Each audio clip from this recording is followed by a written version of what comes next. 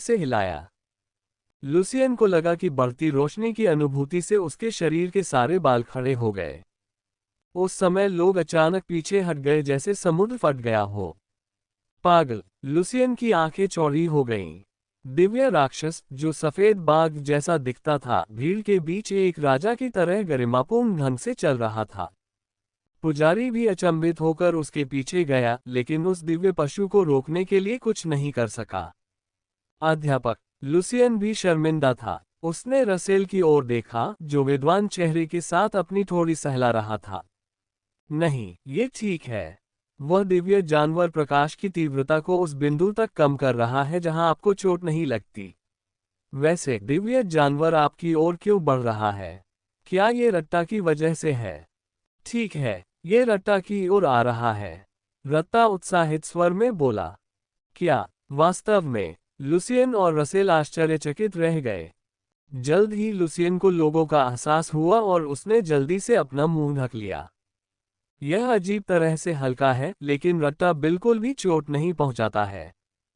क्या आप कह रहे हैं कि प्रकाश और अंधकार का दिव्य जानवर एक साथ काम कर रहे हैं? लुसियन रट्टा और रसेल की बातें ठीक से नहीं सुन सका।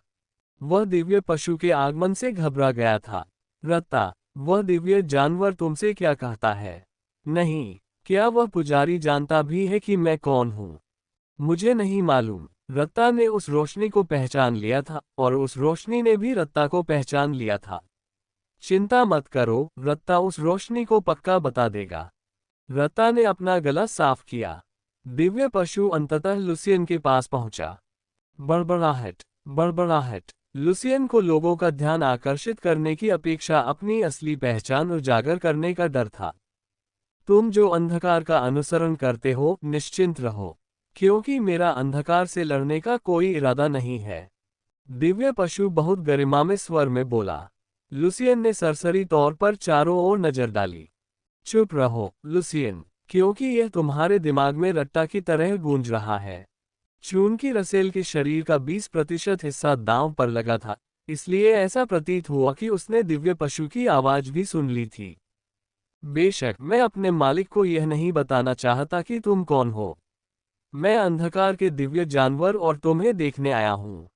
दिव्य पशु हल्का सा मुस्कुराया। क्या गुरु ने कभी बताया कि दिव्य पशु झूठ बोल सकते हैं या नहीं? लुसियन ने धीरे धीरे सांस छोड़ते हुए रसेल के शब्दों को याद किया। आपसे मिलकर अच्छा लगा। आप अंधकार से पैदा हुए हैं। मैं प्रकाश का अस्तित्व हूँ, या जैसा कि वे इसे कहते हैं, एक दिव्य जानवर हूँ। दिव्य पशु का सिर लुसियन की छाया की ओर मुड़ गया। नमस्ते, मैं रत्ता हूँ। ऐसा इसलिए था क्योंकि उन्होंने एक ही दिव्य पशु को देखा था। रत्ता की आवाज सामान्य से अधिक तेज थी। रत्ता, आपसे मिलकर बहुत अच्छा लगा। यह एक खुशी का दिन भी है क्योंकि हजारों सालों में जो अंधकार मुझे खत्म लगा था, उसका अस्तित्व अब फिर से पैदा हो गया है। क्या इसका मतलब यह है कि अतीत में जादूगरों के पास दिव्य जानवर थे? लुसियन दिव्य पशु से कुछ नहीं कह सका क्योंकि उनके चारों ओर भीड़ लगी हुई थी। क्या आप खुश हैं कि रत्ता का जन्म हुआ? क्या ये कहना स्वाभाविक बात नहीं है? जब अंधेरा होता है तो प्रकाश होता है, और जब प्रकाश होता है तो अंधेरा होता है।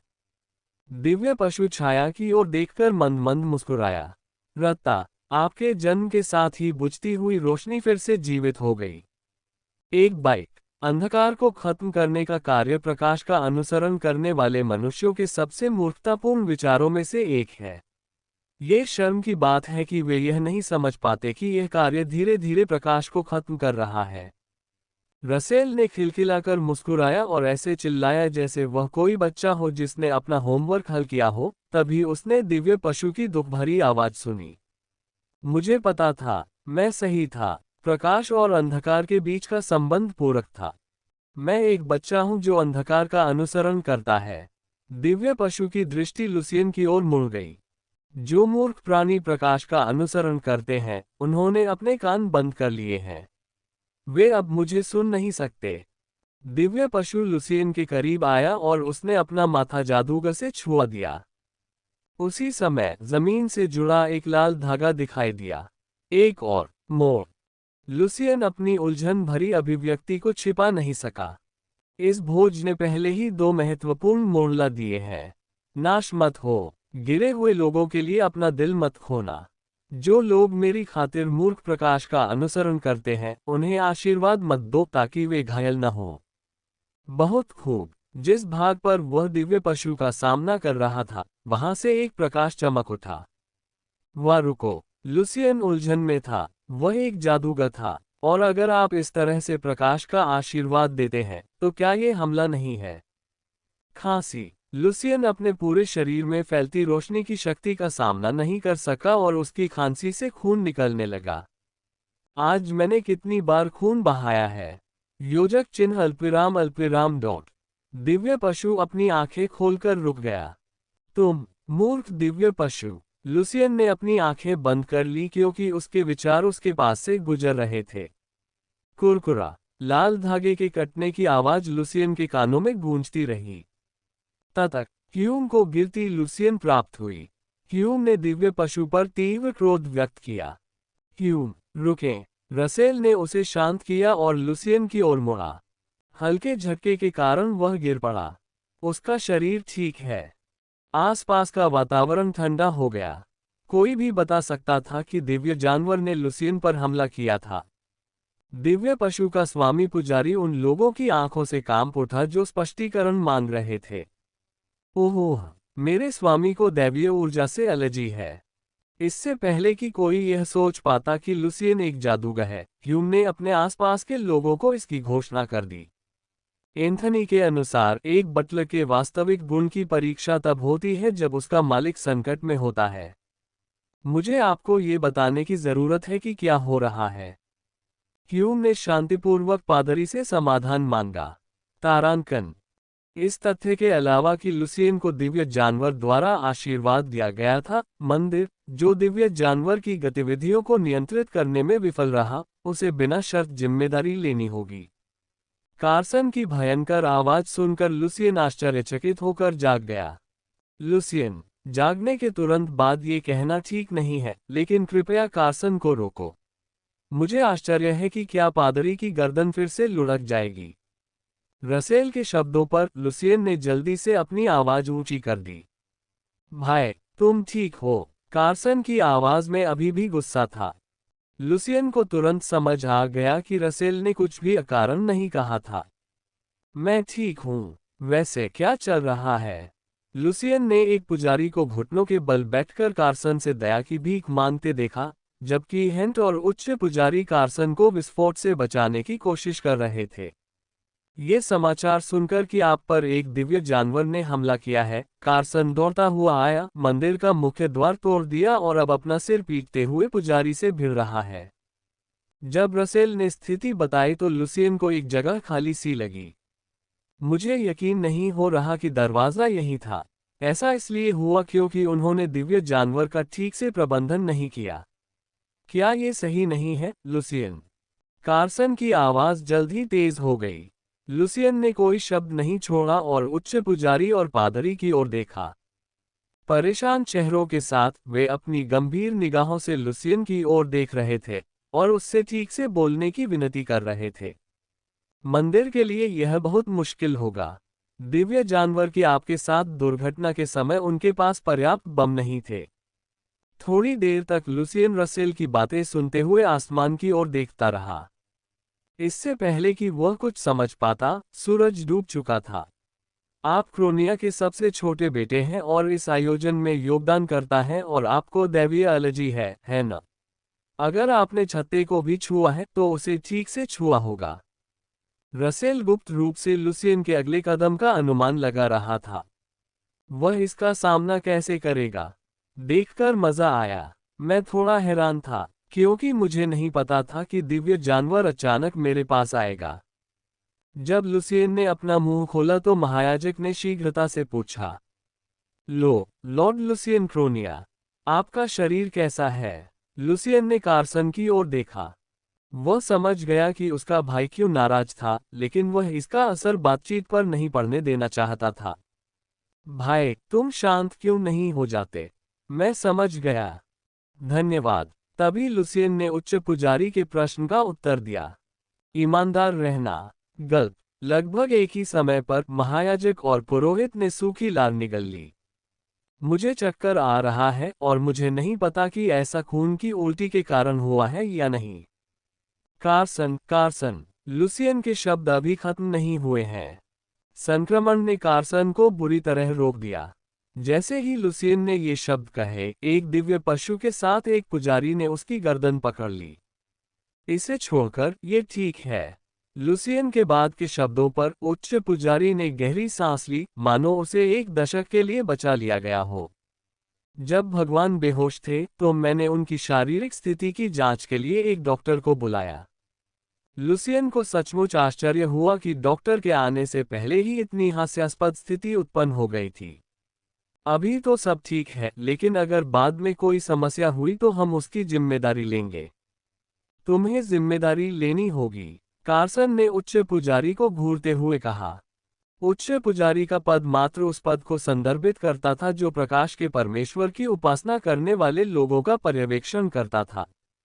उनकी स्थिति इसलिए भी स्थापित हुई क्योंकि कुलीन लोग निष्पक्ष पुजारियों पर भरोसा करते थे और उनका सम्मान करते थे।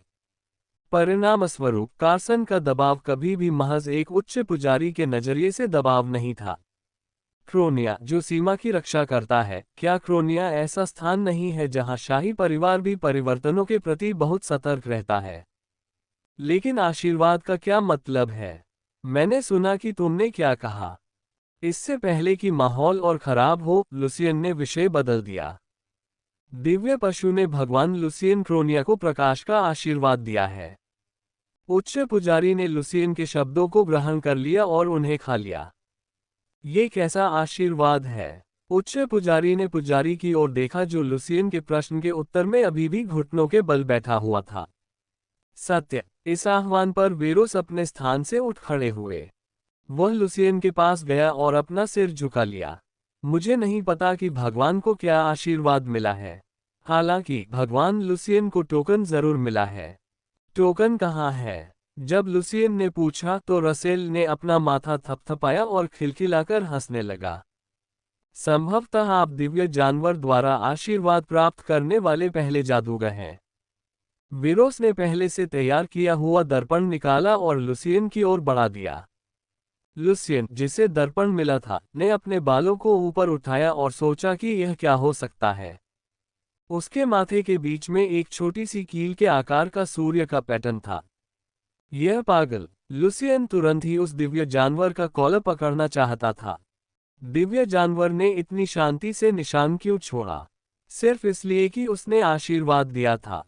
इसके अलावा लॉर्ड लुसियन द्वारा प्राप्त आशीर्वाद के कारण मानद पुजारी का पद और दिव्य आशीर्वाद वाले धन्य व्यक्ति की अनूठी उपाधि प्रदान की जाएगी। उद्धरण तो तुम्हें बड़ा निशान छोड़ना चाहिए था। वेरोस के बाद के शब्दों से लुसियन जाग गया। उसने देखा कि लाल धागा क्यों दिखाई दिया और उसे काट दिया गया। मजेदार बात यह है कि भविष्य में जादूगर स्वयं मंदिर द्वारा संरक्षित हो गया है। इससे बड़ा कोई मोड़ नहीं होगा और इससे बड़ा कोई पुरस्कार नहीं होगा। कुलीन व्यक्ति लुसियन क्रोनिया को जादूगर नहीं बनना था, उसके स्वयं के चित्रों की रूपरेखा बढ़ती जा रही थी। मुझे मुफ्त में जीवन दिया गया। इसके बाद जो इनाम मिला वह लुसियन के लिए अत्यधिक संतोषजनक था। भविष्य में चाहे जो भी हो, यह अफवाह कि मैं पागल हूं झूठ साबित हो जाएगी। भोज का पहला दिन शानदार था।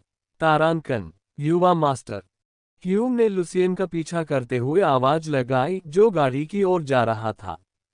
यह क्या है? मुझे नहीं पता कि मैं ये कह पाऊंगा या नहीं। संकोच मत करो और कह दो। वह सुगंध। रता जानता है। तुम उस खुशबू की बात कर रहे हो जिसे लुसियन ढूंढ रहा है ना? रता ने जब आवाज लगाई तो ह्यूम ने सिर हिला दिया। उसमें गलत क्या है? लुसियन ने कार्सन और हिंट के प्रति सचेत होकर पूछा। जब मैं ऑडिटोरियम में था तब से मुझे इसकी गंध आ रही थी।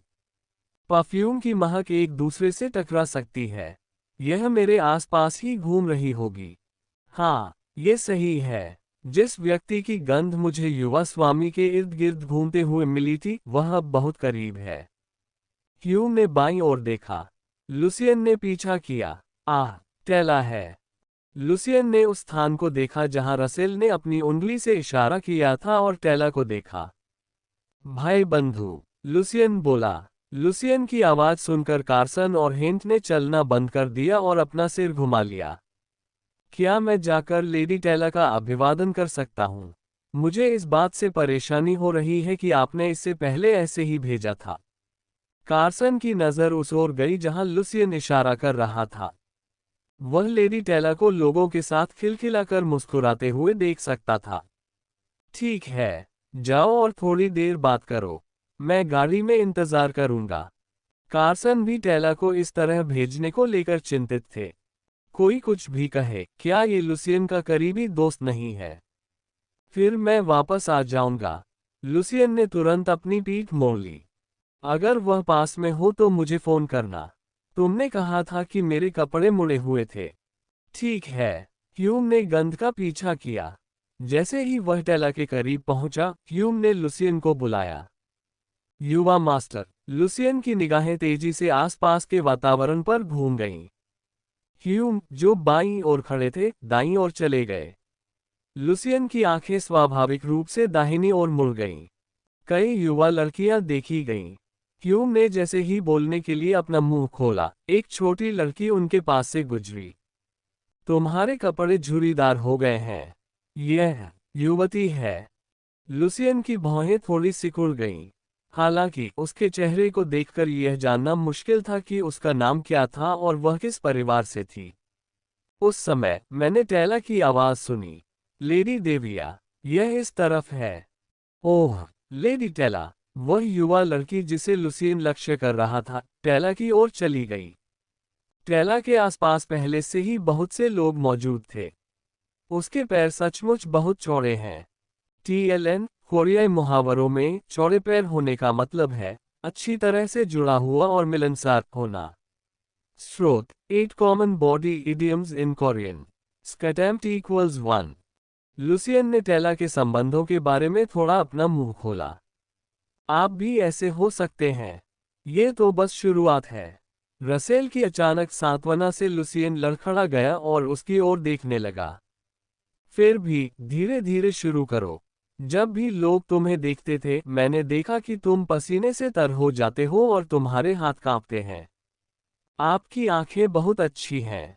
लुसियन अपने कपड़ों के किनारे से छेड़छाड़ कर रहा था। मुझे धीरे धीरे लोगों की निगाहों की आदत डालनी होगी। अच्छा काम किया, ह्यूम। लुसियन ने ह्यूम की प्रशंसा की। जल्द ही वह चेहरे पर मुस्कान लिए टेला की ओर चल पड़ा। युवा महिला टेला। लुसियन की आवाज सुनकर टेला ने अपने हाथ में पकड़ी हुई प्लेट पास रख दी और लुसियन के पास पहुंची। क्या तुम ठीक महसूस कर रहे हो? मैंने सुना है कि तुम बेहोश हो गए हो। मैं ठीक हूँ। मैं तुम्हें नमस्ते कहने आया हूँ क्योंकि मेरे भाई ने तुम्हें ऐसे ही भेजा था। वास्तव में? टेला खिलखिलाकर मुस्कुराए और धीरे से फुसफुसाए जैसे उसे कुछ याद आ गया हो। अगर आपको कोई आपत्ति न हो तो युवा स्वामी, क्या मैं युवा स्वामी को उनसे मिलवा सकता हूँ? बेशक, मैं चुप रहूंगा। अपने दोस्तों से जल्दी परिचय कराने की उसकी तीव्र इच्छा उसकी आंखों में झलक रही थी। हाँ ठीक है, बल्कि ये वही था जो लुसियन चाहता था। जब लुसियन ने अनुमति दे दी तो टेला लोगों के पास गया और लुसियन की ओर इशारा करते हुए गर्व से बोला, यह मेरे करीबी दोस्त युवा मास्टर लुसियन क्रोनिया है। उसने जानबूझकर अपनी आवाज कम कर दी और आवाज कम सुनाई दी। हालांकि मैं उसकी आंखों में गर्व देख सकता था। टेला लुसियन के पास वापस आया और लोगों की ओर इशारा करते हुए एक एक करके उनका परिचय कराया। लुसियन ने शांतिपूर्वक टेला द्वारा पेश किए गए लोगों के नाम उसके कानों में डाले। इन छोटे अवसरों को भी गंवाना व्यर्थ था क्योंकि ये वे लोग थे जिनसे उसकी किसी दिन मुलाकात हो सकती थी। और यह विस्काउंट जेविन की बेटी देविया जेविन है। जैसे ही टेला ने देविया की ओर इशारा किया, एक नीला धागा उससे जुड़ गया, मानो वह सही उत्तर हो। शायद दूसरा शेन है। युवा महिला टेला। हाँ, युवा स्वामी। दुर्भाग्यवश मुझे जाना चाहिए। लुसियन को पहले ही पता चल चुका है कि इस ताज़ा और मीठी खुशबू का मालिक कौन है। कार्सन के बारे में सोचते हुए, जो उसका इंतजार कर रहा था, लुसियन नीचे उतर गया। रात अभी खत्म नहीं हुई है। तारांकन विला में लौटकर लुसियन कार्सन के कमरे की ओर चला गया। दस्तक दस्तक। भाई, यह मैं हूँ। अंदर आ जाओ। जब लुसियन ने दरवाजा खोला तो कार्सन निराशा भरी नजरों से लुसियन को देख रहा था। मुझे नहीं पता कि तुम अभी भी बाहर पहनने वाले कपड़े क्यों पहने हुए हो। मैं थोड़ा टहलने जा रहा हूँ। कार्सन ने लंबी सांस ली। कल करो। हाँ, ये सामान्य है। आज आपकी स्थिति को देखते हुए बिस्तर पर लेटना, अपनी आंखें बंद करना और गहरी नींद लेना उचित है। रसेल ने कार्सन के बुद्धिमानी भरे निर्णय पर सिर हिलाया। जब लुसियन ने कहा कि उसे बाहर जाना है तो वह कितना शर्मिंदा हुआ। पहले वह कमरे में बिल्कुल भी नहीं हिलता था, इसलिए उसे देखना भी निराशाजनक था, लेकिन अब उसे बाहर जाने से रोकना हास्यास्पद लगता था। मुझे यह आज ही करना है। नहीं, मैं आज थोड़ा लेट हो गया हूँ। लुसियन ने कार्सन को राजी किया। क्या कारण है? जिसने मुझे छुआ था वह शायद अब तक भाग चुका होगा। क्या ये कल हुआ था? जिस दिन वह टेला ल्यूटन के पास अपॉइंटमेंट के लिए गया, लुसियन अपने शरीर से खून की गंध लेकर आया। हाँ, ये सही है। लेकिन ये कोई बड़ी बात नहीं है कि आप इसकी परवाह करें। भले ही लुसियन ने उस दिन लोगों की हत्या नहीं की थी, लेकिन कार्सन को परेशानी थी। आपको कितने शूरवीरों की जरूरत है? हालांकि कार्सन ने लुसियन को नहीं रोका। उसने मुझे छुआ, बेशक मुझे उससे बदला चुकाना चाहिए। मुझे इसकी जरूरत नहीं है। तो फिर मुझे बताओ कि क्या तुम्हें सफाई की जरूरत है? हाँ, अगर मैं इसे संभाल नहीं पाया तो मैं तुम्हें बता दूंगा। लुसियन ने अपना सिर झुकाया और नीचे उतर गया। क्या मुझे उस पर एक व्यक्ति को रखना चाहिए? कार्सन ने दरवाजे की ओर देखा और सोचा, लेकिन जल्द ही उसने अपना सिर हिला दिया। वह बचपन से ही अच्छी समझ रखने वाला बालक था। उन्होंने कुछ बार प्रतिभाशाली लोगों को काम पर रखा, लेकिन हर बार लुसियन नोवियो या खुद को धमकी देते कि वे उन पर नजर न रखें। मैं फिर भी पकड़ा जाऊंगा, इसलिए मुझे लुसियन के आने तक इंतजार करना होगा। लुसियन द्वारा लाए गए ह्यूम नामक लड़के की शक्ति की पुष्टि पहले दिन ही हो गई थी। यदि वह फर्श तोड़ने के लिए पर्याप्त मजबूत होता तो वह अधिकांश लोगों को हरा सकता था। भोज के बाद मुझे लुसियन के साथ मिलकर प्रशिक्षण लेना होगा। इसे ऐसे ही छोड़ देना बेकार था। तारांकन कोई निगरानी नहीं है। जैसे ही लुसियन विला से बाहर निकला, रसेल ने उसे बताया।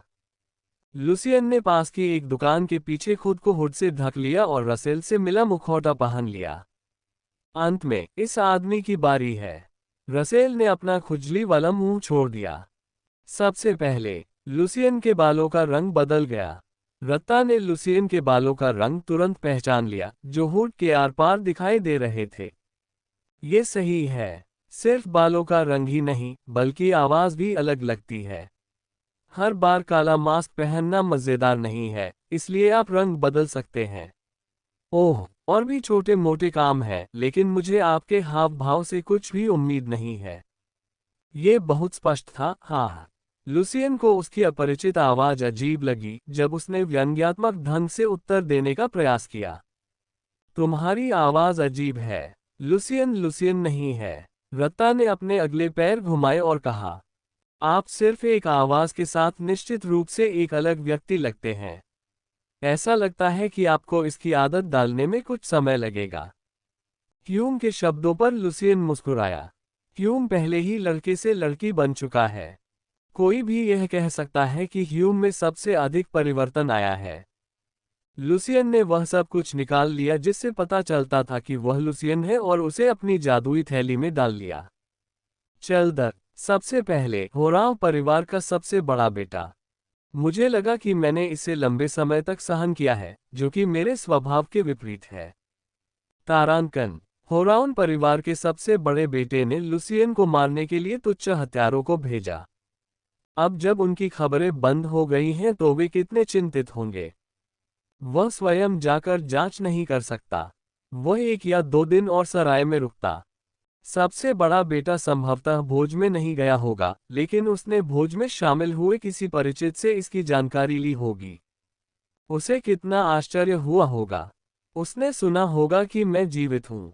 लुसियन सराय से बाहर आया और तेजी से भागते हुए सबसे बड़े बेटे का पीछा किया। शाम को भोज समाप्त होने तक उसके परिचित के लिए उसे समाचार देना संभव नहीं था। समय अच्छा है। लुसियन भीड़ में तब तक फंसा रहा जब तक कि वह शांत कदमों से शहर से बाहर नहीं निकल गया। न तो उसकी गति तेज थी और न ही धीमी, और उस आदमी का ध्यान उसकी ओर गया जो पीछे से उसकी जांच कर रहा था। रात तो आ ही गई है। शहर से बाहर निकले एक आदमी ने रास्ते में कुछ अजीब चीज देखी और भाग गया। इसके अलावा लुसियन और ह्यूम भी उसका पीछा करने के लिए दौड़े। वह दाईं ओर चला गया। रसेल ने शांत स्वर में कहा, धन्यवाद। ह्यूम बिना किसी हिचकिचाहट के दाईं ओर मुड़े और आगे बढ़ गए। उद्धरण डॉट डॉट डॉट वह पागल है। लुसियन भागा नहीं, लेकिन एक क्षण के लिए उसे अपने पैरों की ताकत कम होती महसूस हुई। ऐसा स्पष्ट रूप से महसूस हुआ कि वे एक दूसरे के साथ साथ दौड़ रहे थे, लेकिन वास्तव में ह्यूम अपनी गति स्वयं निर्धारित कर रहे थे। एल, मुझे छोड़ दो। दाईं ओर जहां रसेल ने इशारा किया था वहां मैंने उसकी आवाज सुनी। ये वही है। मैं उस आवाज को कैसे भूल सकता हूँ। ह्यूम ने अपने लिबादे का किनारा पकड़ा और उसे ऊपर उठाकर लुसियन की ओर चल दिया। पू हा हा हा। रसेल उस आदमी पर हंसा जो ऐसा लग रहा था जैसे वह हवा में लटका हुआ था। उसे फेंक दो। लुसियन के निर्देश पर ह्यूम ने उसे फर्श पर फेंक दिया। इससे पहले कि वह फर्श को छूता, एक मोटी शाखा उसके शरीर से टकराए। बैग। जैसे ही लुसियन ने उसकी आवाज सुनी, उसे एक विवेकशील पेड़ की एक शाखा मिल गई। इससे उसकी मौत तो नहीं हुई, लेकिन यह मरने जैसा एहसास कराने के लिए काफी था। आह! जल्द ही उसके मुंह से चीख निकल पड़ी। हालांकि लुसियन ने बिना कुछ कहे उसे मारा और मारा। उनकी मां की मृत्यु का कारण अफवाहों से अलग था। वह मूलतः एक कमजोर महिला थी और बच्चे को जन्म देने के बाद उसका कमजोर शरीर और भी खराब हो गया। बैग। यहाँ तक कि जब उसे कोई भूत दिखाई देता था, तब भी वह हमेशा मेरे साथ गर्मजोशी से पेश आती थी, जैसे कि इससे कोई फर्क ही न पड़ता हो। एक समय ऐसा था जब वह उसका एकमात्र घर थी और उसे समझने वाली एकमात्र व्यक्ति थी। बैग। बैग। शाखा टूट गई और उसी समय उसमें से खून बहने लगा। ऐसी माँ। लुसियन ने अपने हाथ में और अधिक बल लगाया। यही है, लुसियन। रसेल ने लुसियन को रोका, जो लगभग अपना आपा खो बैठा था। लुसियन ने टूटी हुई शाखाओं को फेंक दिया और अपने दस्ताने पहने हाथों से मास्क पर लगे खून को पोंछ दिया। शांत हो जाएं। रसेल लुसियन के हाव भाव नहीं देख सका क्योंकि उसने नकाब पहना हुआ था। हालांकि वह बिना देखे ही बता सकता था कि वह कितना उत्साहित था। लुसियन ने सांस ली और सिर हिलाया। क्यों क्यों? वह आदमी कांप रहा था और मुश्किल से बोल पा रहा था। किराए। लुसियन ने अपना मुंह खोला। हाँ, दोनों पैरों को बराबर बराबर तोड़ो। दरार। जैसे ही लुसियन का आदेश जारी हुआ, ह्यूम ने बिना किसी हिचकिचाहट के उस पर कदम रख दिया। आह! वह फिर चिल्लाया। लुसियन ने उस आदमी की हिम्मत की प्रशंसा की जो बेहोश नहीं हुआ और उसने पहले से खरीदा हुआ खंजर उसके पास रख दिया। क्या आप पूछना चाहते हैं कि मैं आप पर हमला क्यों कर रहा हूं? लुसियन नीचे बैठ गया और उसके बाल पकड़ लिए। आदमी का चेहरा मिट्टी और खून से सना हुआ था। वह आंसू और बहती नाक के साथ सड़क पर लुढ़कते कचरे की तरह था। बस इसलिए तुम मुझे परेशान करते हो। लुसियन की आवाज हंसी से भरी थी। क्यों? ऐसे दिन भी आते हैं। एक दिन जब मैं अचानक बिना किसी कारण के इतना परेशान हो जाता हूं और इतनी नफरत करने लगता हूं कि किसी को मार डालने का मन करता है। वह आदमी लुसियन को ऐसे देख रहा था जैसे वह ठंडे पसीने में डूबा हुआ राक्षस हो। वह एक अनजान प्राणी की तरह था जिससे वह अपने जीवन में कभी नहीं मिला था। वह तो बस तुम थे। इसका कोई कारण नहीं है। वह प्राणी ऐसा कह रहा था। यह तथ्य काफी भयावह था और वह इसे बर्दाश्त नहीं कर सका। क्या आप अपने पैरों को कुचला हुआ महसूस कर रहे हैं? लुसियन ने एक खंजर की ओर इशारा किया। उसकी हरकतों से वह घबरा गया। अब आप चुनाव करें, मरना है या नहीं। आप जो भी चुनेंगे, आपका जीवन आपका है, इसलिए मैं इसका सम्मान करूंगा। लुसियन अपनी सीट से उठ खड़ा हुआ। फिर मिलेंगे, शब्द जो अगली बार वादा करते हैं। उसे नहीं पता था कि ये शब्द इतने डरावने होंगे। अंततः वह चिल्लाते चिल्लाते बेहोश हो गया और बेहोश हो गया। क्या ऐसा है? ह्यूम ने धीरे से पूछा। क्या अचानक आप बिना किसी कारण के असहज महसूस करते हैं और आप लोगों को मारना चाहते हैं? बेशक ये झूठ है। लुसियन मुस्कुराया। क्या मैं पागल दिख रहा हूं जो ऐसा काम करेगा? क्या एक समय ऐसा भी था, है ना? जब रसेल ने अपना मुंह खोला तो लुसियन ने तुरंत उसके शब्दों को सही कर दिया। ह्यूम ने इस प्रकार प्रतिक्रिया व्यक्त की जैसे उन्हें कुछ पता ही न हो। आधा, यह अभिनय है। क्या वह अभिनय था? क्या हम वापस जाकर उसे मार डालें? अब उसका काम हो गया है, इसलिए आपको चिंता करने की जरूरत नहीं है। ह्यूम ने लुसियन के निर्देशों पर सिर हिलाकर अपना संदेह व्यक्त किया। ये थोड़ा कठिन है। क्या आपने पिछली बार उसे मार दिया था? मुझे नहीं पता कि इस बार आप उसे क्यों नहीं मारते। इसके अलावा ऐसी परिस्थितियां होती हैं जहां मालिक के प्रति लापरवाह व्यक्ति को भी सहना पड़ता है और ऐसी परिस्थितियां भी होती हैं जहां ऐसा नहीं होता। मेरे लिए अंतर बताना मुश्किल है। ह्यूम ने शीघ्र ही अपनी भौहें सिकोड़ लीं। मैं शायद मालिक के निर्देशों का पालन कर रहा हूं। नहीं, तुम ही जज हो। भले ही मैं तुम्हें फिर से डांटूं, लेकिन तुम्हें ही जज करना होगा। मैंने सुना है कि आपको एक ऐसे कुत्ते की जरूरत है जो अच्छी तरह सुनता हो। कुत्तों के बारे में भी सोचो। तुम्हारे पास दिमाग है। मैं तुमसे बस इतना चाहता हूं कि तुम मुझे धोखा न दो। ठीक है, फिर भी यह मुश्किल है, क्योंकि मैं इंसान नहीं हूं। ह्यूम उदास चेहरे के साथ लुसियन के पीछे पीछे चला गया। जिस आदमी ने उसे बनाया था उसने उसे न सोचने पर मजबूर किया। ये शरीर जिसे नींद की जरूरत नहीं थी और जिसे खाने की जरूरत नहीं थी, मानव नहीं था। ये बात सबसे पहले समझने वाले ह्यूम ने वैसा ही करने की कोशिश की जैसा एंथनी ने उसे बताया था। कम से कम वह इंसान जैसा दिखेगा। लुसियन ने आह भरी और पीछे मुड़कर देखा। तुम किस बारे में सोच रहे हो? विचार ऐसी चीजें हैं जो लोगों के पास होती हैं, भले ही वे इंसान न हो। अब जब तुम अपने शरीर को ठीक कर चुके हो तो सोचो कि तुम क्या करना चाहते हो। मैं जो करना चाहता हूं, क्या तुम यही चाहती हो? ह्यूम ने अपनी आंखें चौड़ी कर लीं। ठीक है, मैं एक एक करके इसके बारे में सोचूंगा और एक और जगह पर जाना है। दिव्य पशु के आशीर्वाद से रत्ता को एक नई क्षमता प्राप्त हुई है। दिव्या जेवेन इस ताज़ा और मीठी खुशबू के मालिक और जिन्होंने अपनी जानकारी बेची। अब उसे पकड़ने का समय आ गया था। शहर की ओर वापस जाते समय लुसियन एक क्षण के लिए रुका। रसेल की प्रसन्न अभिव्यक्ति के साथ उसकी ओर देखना बहुत बोझिल था। आप मुझे इस तरह क्यों देख रहे हैं? कोई बात नहीं, इसलिए चिंता मत करो। रसेल ने अपना सिर हिलाया। यदि वह ऐसा व्यक्ति बन जाता जो दूसरों के बारे में सोच सकता है और कहता है कि वह अद्वितीय है, तो ऐसा लगता था कि लुसियन नाराज हो जाएगा। अगर तुम टालमटोल करोगे तो कार्सन तुम्हें डांटेगा।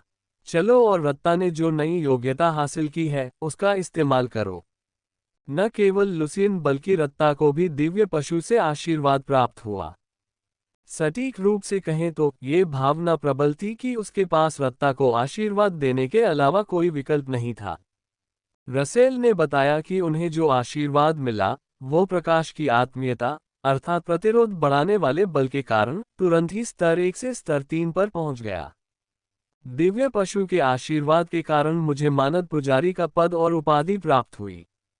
लुसियन छाया से बाहर आया और रत्ता को देखा, जो अपनी पूंछ हिला रही थी। आहम, रत्ता ने बहुत प्रसन्नता से कहा। अब रत्ता की बारी है। जब से रत्ता उसकी छाया में प्रवेश करने में सक्षम हुई, तब से वह सोचता रहा कि क्या उसकी शक्ति का छायाओं से कोई संबंध है, और यह सच था। दिव्य पशु से प्राप्त आशीर्वाद से रत्ता की शक्ति बढ़ गई और उसे छाया से संबंधित एक क्षमता प्राप्त हुई। इसी समय रत्ता थोड़ा बड़ा हो गया और उसका अंधेरा भी बड़ा लगने लगा। अभी नहीं रत्ता, लुसियन ने अपना सिर हिलाया। क्यों? आप शून्य का इस्तेमाल कर सकते हैं जो रत्ता ने सीखा था। नहीं, अभी इतनी दूर जाना असंभव है। रत्ता ने मुंह बाहर निकालते हुए कहा।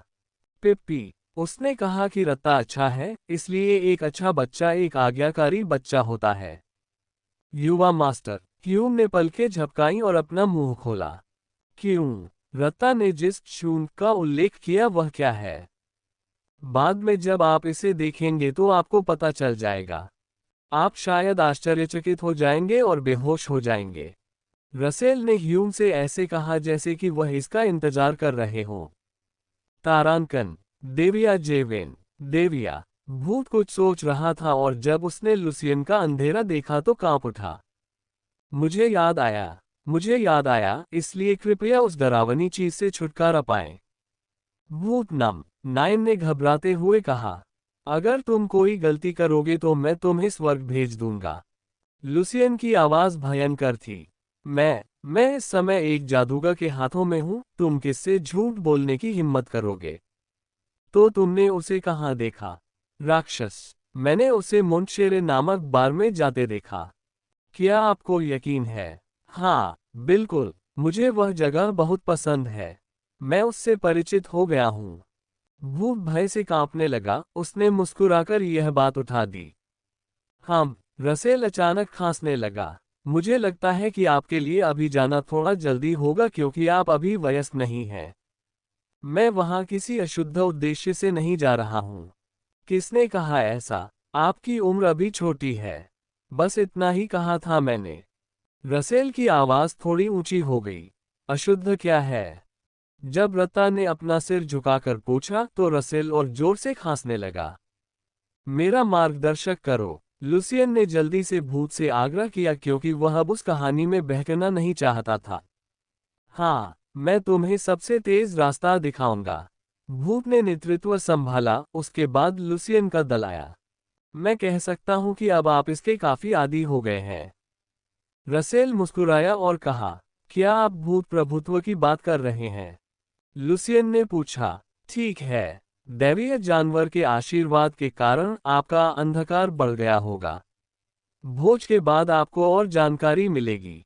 हाँ, ये हमेशा स्वागत योग्य है। सीखना मजेदार है। लुसियन की आवाज उत्साहित थी। यद्यपि काला जादू अनगिनत लोगों द्वारा अस्वीकार किए जाने का जादू है, लेकिन लुसियन ने स्वयं को और अपने आसपास के वातावरण को एक एक करके बदलते देखा। ये बात है। भूत एक दुकान के सामने रुक गया। मोंटशेरे। लुसियन ने साइनबोर्ड पर लिखे अक्षरों की जांच की और भूत को निर्देश दिए। पहले अंदर जाओ और देखो कि वह कहाँ है। जब भूत दुकान में दाखिल हुआ तो लुसियन ने मुखौटा ह्यूम को सौंप दिया। आप भी इसका इस्तेमाल करते हैं। मैं भी इसका उपयोग क्यों करूं? सोचो तो अगर मैं अकेली होती तो कितना अजीब होता। दुकान में उससे जुड़े दो नीले धागे थे। ऐसा लग रहा था जैसे शेन भी वहां मौजूद था। क्या मुझे इसका उपयोग जारी रखना होगा? ह्यूम ने उदास होकर पूछा। नहीं, सिर्फ इस बार। ये राहत की बात है। मुझे अपने चेहरे पर कुछ पहनना सबसे ज्यादा नापसंद है। ह्यूम मुस्कुराए और मुखौटा स्वीकार कर लिया। आहम, अब रत्ता की बारी है ना? छाया से रत्ता ने अपनी आंखें चमकाकर लुसियन की ओर देखा। पहिया। हाँ, अपनी इस योग्यता का उपयोग करो और तुरंत मेरी छाया में आ जाओ। क्या तुम्हें समझ में आया? हाँ, चिंता मत करो, रत्ता बहुत तेज है। रत्ता ने अपने अगले पंजे इस तरह घुमाए जैसे वह किसी भी क्षण भाग जाएगी। लुसियन को रत्ता की चमकदार मुस्कान देखकर थोड़ी देर के लिए दुख हुआ।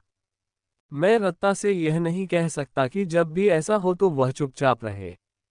वह रत्ता की स्वतंत्रता को दबाना नहीं चाहता था, लेकिन अधिक से अधिक लोग जानते थे कि काली लोमड़ी उसकी लोमड़ी थी। कितने कुलीन लोग काली लोमड़ी पालते हैं। यदि आप रत्ता को टोपी पहना दें। क्यों? क्या तुम्हें रत्ता से कुछ कहना है? रत्ता की आंखें उम्मीदों से भरी थीं। ये निराशाजनक है कि आप केवल छाया में हैं, है ना? मुझे अपने पैरों से चलना सबसे ज्यादा पसंद है। लेकिन अगर लुसियन चाहे तो मैं रुक सकता हूँ। लुसियन को रत्ता की मुस्कान कुछ अजीब लगी। जब वह अपनी शक्ल सूरत तय कर रही थी तो उसे एक बिल्ली का इस्तेमाल करना चाहिए था। क्योंकि काली बिल्लियां आम हैं। लुसियन ने नजरें फेर लीं और रसेल की ओर देखने लगा। क्या आपके पास कोई सामान है? क्या वहाँ ऐसी कोई चीज है? रसेल ने इस तरह प्रतिक्रिया व्यक्त की जैसे उसमें कोई ऊर्जा ही न हो। जानवर स्वाभाविक रूप से जादूगर से दूर रहते हैं, इसलिए उसने कभी भी बिल्ली के तलवे को नहीं छुआ। रत्ता जानता था कि लुसियन क्या कहना चाह रहा था। जल्द ही उसने कंधे उचकाए और आहम की आवाज निकाली। रत्ता को देखो। रत्ता ने जल्द ही ताकत हासिल कर ली और उसका फर फूल गया। दादा, रत्ता अपने फर को आजादी से हिला सकती है। फिर रत्ता, जिसका फर पूरी तरह फूल गया था, एक मोटी लोमड़ी की तरह लग रहा था। लुसियन सचमुच हंस पड़ा। इसमें कोई समस्या नहीं है। रसेल ने रत्ता के फर को छुआ। ये ढाल के समान भी मजबूत था। उस समय रत्ता ने अपने कान खड़े कर लिए। मुझे 9 नंबर से फोन आया कि उसने देविया को ढूंढ लिया है। उसे कहो कि वहीं इंतजार करे। लुसियन ने अपनी उंगली को अंगूठे से रगड़ा। रत्ता की नई क्षमता छायाओं के बीच, वस्तुतः छायाओं के बीच, घूमने की थी। जब लुसियन भोज से विला में लौटा और आराम करने वाला था, तो उसने देखा कि रत्ता उसके बिस्तर की छाया से बाहर एक सामन मछली की तरह उड़ रहा था। पहिया, लुसियन ने रत्ता की क्षमताओं का कई बार परीक्षण किया है। रत्ता ठीक उसी स्थान पर चलती थी जहां उसकी आंखें छूती थीं, लेकिन वह दिशा भूल जाती थी या अन्य स्थानों पर भी नहीं जा पाती थी। हाँ, रत्ता को पता है कि नंबर 9 कहाँ है। इसलिए लुसियन ने अंधेरे का उपयोग करने का विकल्प चुना। जब रत्ता ने अपनी पीठ मोड़ी और लुसियन ने एक स्थान निर्धारित करने के लिए अंधकार भेजा, तो रत्ता ने अविश्वसनीय रूप से सटीक चाल का प्रदर्शन किया।